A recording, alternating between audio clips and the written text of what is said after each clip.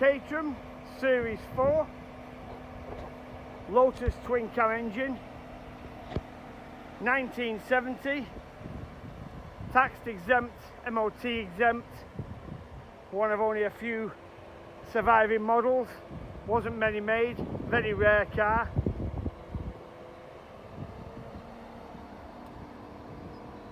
Fabulous condition for its age.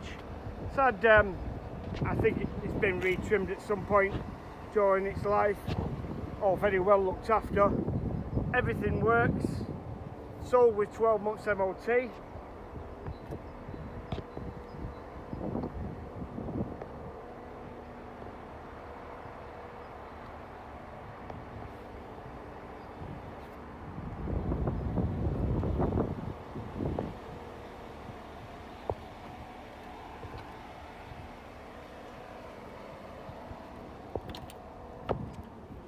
There she is, Lotus twin cam engine, twin 40s, all of the top parts of the chassis look like the day they came out of the factory, absolutely superb. Really, really pretty thing. 1970 Series 4 Caterham, chassis and suspension video.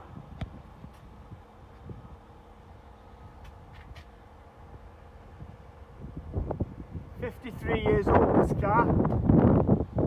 Chassis is in exceptionally good condition. All the powder coating is still in place. Some paint has come off the differential, but I mean, 10 minutes to repaint that. All of the floor and the fiberglass is all good.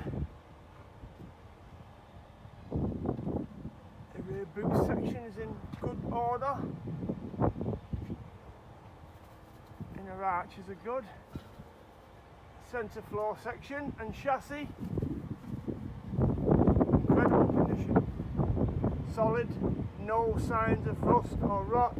It's clearly been kept inside most of its life, or all of its life even.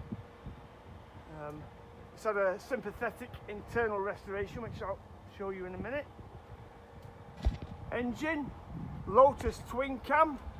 Just been completely rebuilt, comes with paperwork, con rods, crank, pistons, cylinder head, absolutely everything. It's done virtually no miles since then, and sounds and drives absolutely fantastic for what it is. Front trunnions, there's no play in them. Although the vehicle is MOT exempt, I'm going to put it through an MOT. Gives whoever buys it the peace of mind that everything's working correctly, brakes are all balanced, etc, etc. But it's not necessary by law. It's tax exempt and MOT exempt because of its age, classed as an historic vehicle. I'll do one of it driving now. Starts on the button, no rattles, no smokes.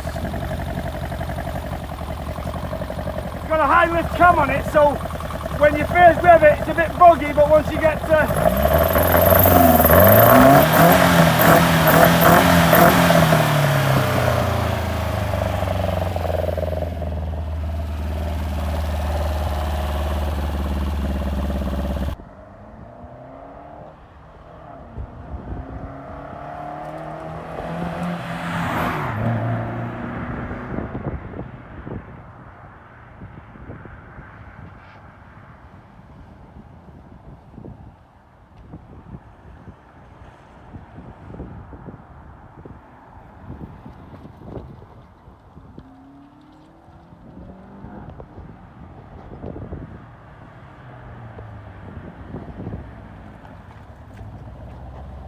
carrying on with the 1970 Lotus Series 4,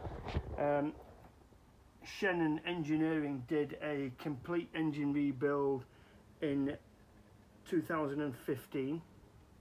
Very comprehensive, pistons, gasket, con rods, crank, absolutely everything. Jubilee clips. Yeah, went through the whole of the engine bay by the looks of things. Total bill was close on £5,000. Did all the main jets on the carburettor, breather pipes, gearbox, absolutely everything in it. Then he MOT'd it. I think there was some. The Lancaster Insurance gave an agreed valuation sum of £22,000 for the car, and from what I've seen of other like vehicles, that seems to be about right, for the replacement cost. V5 is present.